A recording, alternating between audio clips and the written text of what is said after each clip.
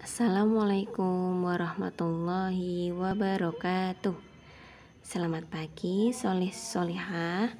Bagaimana kabar kalian hari ini? Semoga kita semua selalu dalam lindungan Allah Subhanahu wa Ta'ala. Amin.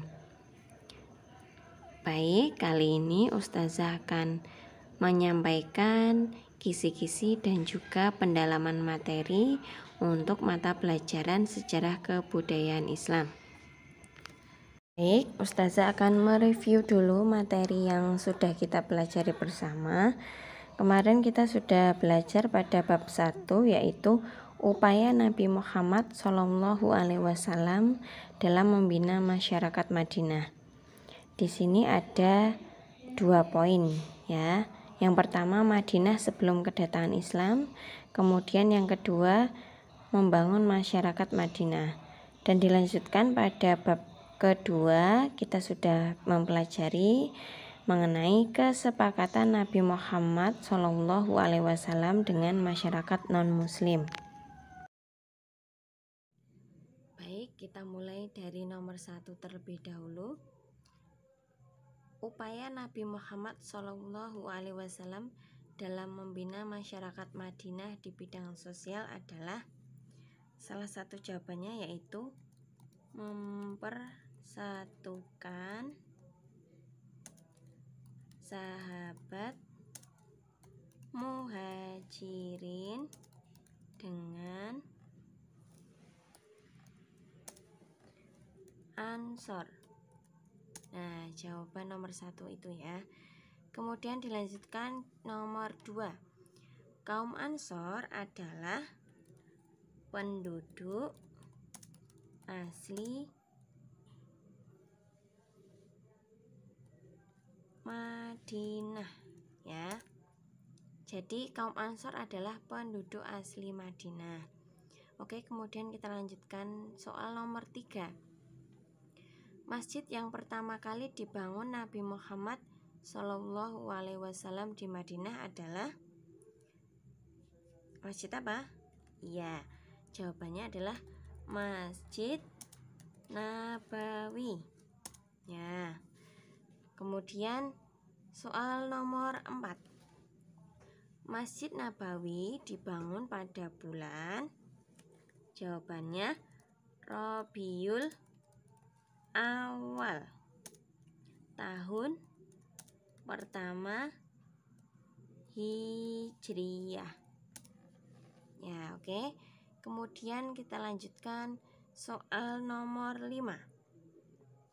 Masjid tempat Nabi Muhammad SAW melaksanakan sholat Jumat yang pertama kali adalah Masjid Jumu'ah. Oke, nomor 5 jawabannya Masjid Jumu'ah ya. Kemudian kita lanjutkan nomor 6. Nomor 6, fungsi masjid adalah, nah kita tulis salah satu fungsi masjid yaitu pusat peribadatan. Jadi soal nomor 6 jawabannya pusat peribadatan. Oke, kemudian kita lanjutkan soal nomor 7. Di Yasrib terdapat 2 suku yang sebelum kedatangan agama Islam selalu bermusuhan. Bahkan terjadi pertumpahan darah. Nama 2 suku tersebut adalah, jawabannya nomor 7, suku Aus dan suku Hajraj ya. Suku Hazraj, maaf ya. Oke, jadi nomor 7 jawabannya suku Aus dan suku Hazraj ya. Kemudian soal nomor 8.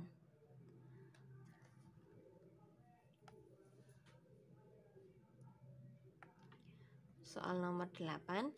3 suku yang tinggal di kota Yasrib dan mereka beragama Yahudi adalah, jawabannya Bani Hainuka, kemudian Bani Quraidah, dan Bani Nadir ya. Jadi soal nomor 8 jawabannya Bani Kainuka, Bani Quraidah, dan Bani Nadir. Kemudian kita lanjutkan soal nomor 9. Saat kaum muslimin Mekah berhijrah atau muhajirin ke Madinah, orang-orang Madinah atau Ansor menyambut dengan sukaria. Lalu Nabi Muhammad SAW mempersatukan orang muhajirin dan Ansor. Di antaranya adalah Abu Bakar dipersaudarakan dengan, jawabannya Kharijah bin Zuhair ya. Jadi nomor 9 jawabannya Kharijah bin Zuhair. Oke.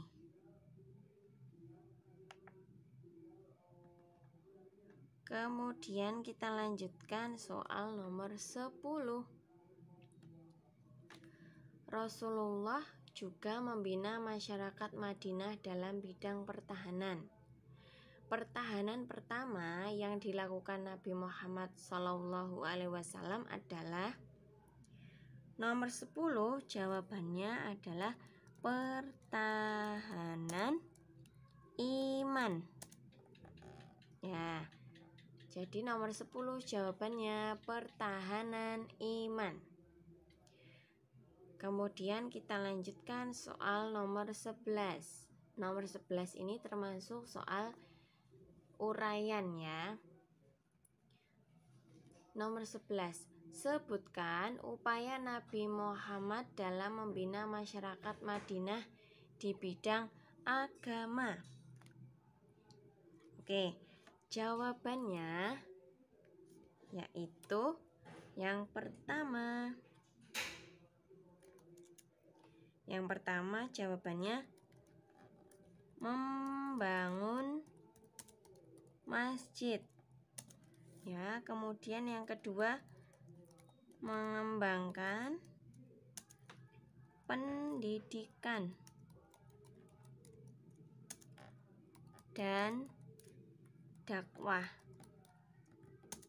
Ya, jadi soal nomor 11 jawabannya ada 2. Upaya di bidang agama yaitu membangun masjid, dan yang kedua mengembangkan pendidikan dan dakwah. Kemudian kita lanjutkan soal nomor 12. Masih sama ya, uraian. Nomor 12, sebutkan upaya Nabi Muhammad dalam membina masyarakat Madinah di bidang sosial. Nah, ada 2 jawaban. Yang pertama yaitu mempersatukan sahabat muhajirin dengan Ansor. Kemudian jawaban yang kedua menciptakan kerukunan antar suku di Madinah. Oke, jadi nomor 12 upaya Nabi Muhammad di bidang sosial. Ada 2 jawaban yaitu mempersatukan sahabat muhajirin dengan Ansor. Yang kedua menciptakan kerukunan antar suku di Madinah. Oke, nah ini adalah 12 soal pada bab pertama ya. Bab pertama yaitu upaya Nabi Muhammad dalam membina masyarakat Madinah. Oke, kemudian kita lanjutkan nomor 1 ini masuk pada bab 2 ya. Bab 2 yang sudah kita pelajari yaitu kesepakatan antara Nabi Muhammad Shallallahu Alaihi Wasallam dengan non-muslim. Ya, kita mulai nomor 1. Salah satu fungsi Piagam Madinah adalah ada beberapa fungsi ya. Salah satunya Ustazah sebutkan yaitu menyatukan suku Aus dan suku Khazraj ya. Jadi soal nomor 1 jawabannya menyatukan suku Aus dan suku Khazraj. Kita lanjutkan soal nomor 2. Dalam Piagam Madinah, Nabi Muhammad SAW mempersatukan antara golongan Yahudi dari ada 3 jawaban ya. Jawabannya dari Bani Kainuka, kemudian Bani Quraidah dan Bani Nadir. Ya, jadi soal nomor 2 jawabannya Bani Kainuka, Bani Quraidah dan Bani Nadir. Lanjut soal nomor 3. Yang membenci Nabi Muhammad dan para pengikutnya adalah jawabannya yaitu orang Yahudi. Oke, jawaban nomor 3 yaitu orang-orang Yahudi. Kemudian kita lanjutkan nomor 4. Perang yang terjadi pada tahun 624 Masehi adalah jawabannya yaitu Perang Badar. Jadi soal nomor 4 jawabannya adalah Perang Badar. Kita lanjutkan soal nomor 5. Perang Uhud dilatar belakangi dengan jawabannya kekalahan kaum Quraisy pada Perang Badar. Ya, jawaban nomor 5 yaitu kekalahan kaum Quraisy pada Perang Badar. Lanjut soal nomor 6. Dalam Perang Uhud, pasukan Quraisy dipimpin oleh jawaban nomor 6 yaitu Khalid bin Walid. Ya, Ustazah ulangi. Jawaban nomor 6 yaitu Khalid bin Walid. Kita lanjutkan soal nomor 7. Perang Uhud terjadi pada tahun, jawabannya adalah 625 Masehi. Jadi nomor 7 jawabannya 625 Masehi. Lanjut sekarang nomor 8. Perang Uhud dimenangkan oleh, jawabannya yaitu kaum kafir. Ya. Nomor 8. Perang Uhud dimenangkan oleh kaum kafir atau bisa disebut dengan kaum Quraisy. Ya. Kemudian kita lanjutkan nomor 9. Kemudian kita lanjutkan soal nomor 9. Jumlah kaum munafik pada pasukan Rasulullah SAW yang memisahkan diri dari rombongan ketika akan berangkat untuk perang Uhud adalah, jawabannya yaitu 300 orang.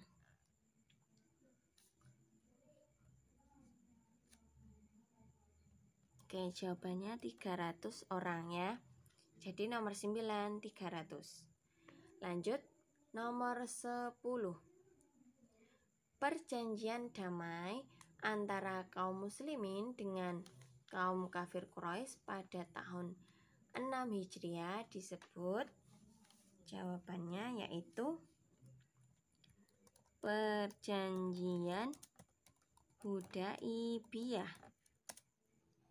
Jadi soal nomor 10 jawabannya Perjanjian Hudaibiyah. Kita lanjutkan soal nomor 11. Pertolongan Allah datang dengan datangnya angin dan badai secara tiba-tiba yang memporak-porandakan perbekalan musuh. Terjadi pada perang. Jawabannya Perang Khandaq. Ustazah ulangi, jawaban nomor 11 yaitu Perang Khandaq. Kita lanjutkan soal nomor 12. Perang untuk menaklukkan Yahudi adalah, jawabannya adalah Perang Khaybar. Nomor 12 jawabannya Perang Khaybar. Lanjut nomor 13. Tentara sekutu pada perang Ahzab yang menyerang dari atas lembah dipimpin oleh, jawabannya adalah Abu Sofyan. Nomor 13 jawabannya Abu Sofyan. Nomor 14. Perang Khandaq disebut juga dengan Perang Ahzab yang berarti golongan-golongan. Nomor 14 jawabannya golongan-golongan. Lanjut nomor 15.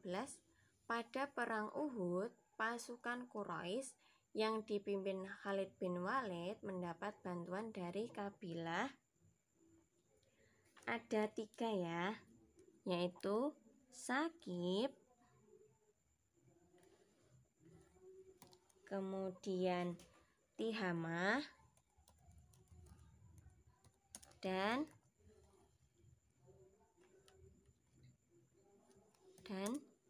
Kinanah. Jadi soal nomor 15 jawabannya Saqif, Tihamah, dan Kinanah. Kita lanjutkan soal nomor 16. Perang Uhud terjadi di, jawabannya yaitu Bukit Uhud. Ustazah ulangi, nomor 16 jawabannya Bukit Uhud. Kemudian kita lanjutkan soal nomor 17. Faktor utama yang menyebabkan kekalahan pasukan kaum muslimin pada perang Uhud adalah, oke, nomor 17 jawabannya sebagian pasukan meninggalkan rombongan. Jadi nomor 17 jawabannya sebagian pasukan meninggalkan rombongan. Lanjut nomor 18. Tujuan utama menggali parit pada perang Khandaq adalah, jawabannya untuk melindungi dari serangan musuh. Jadi jawaban nomor 18 adalah untuk melindungi dari serangan musuh. Lanjut soal nomor 19. Pembuatan parit yang mengelilingi kota Madinah pada perang Khandaq dilakukan atas usul, jawabannya yaitu Salman Al-Farisi. Nomor 19 jawabannya Salman Al-Farisi. Kemudian lanjut soal nomor 20. Orang yang memimpin pasukan kafir Quraisy pada saat perang Badar adalah nomor 20, jawabannya Abu Sufyan.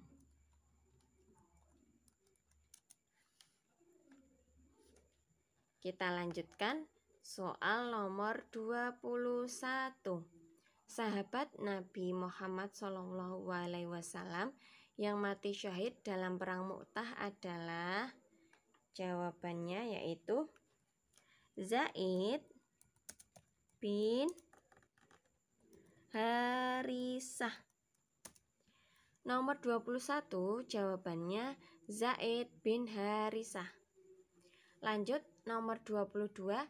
Dampak yang ditimbulkan dari perjanjian Hudaibiyah bagi kaum muslimin adalah nomor 22, jawabannya tidak bebas melakukan ibadah.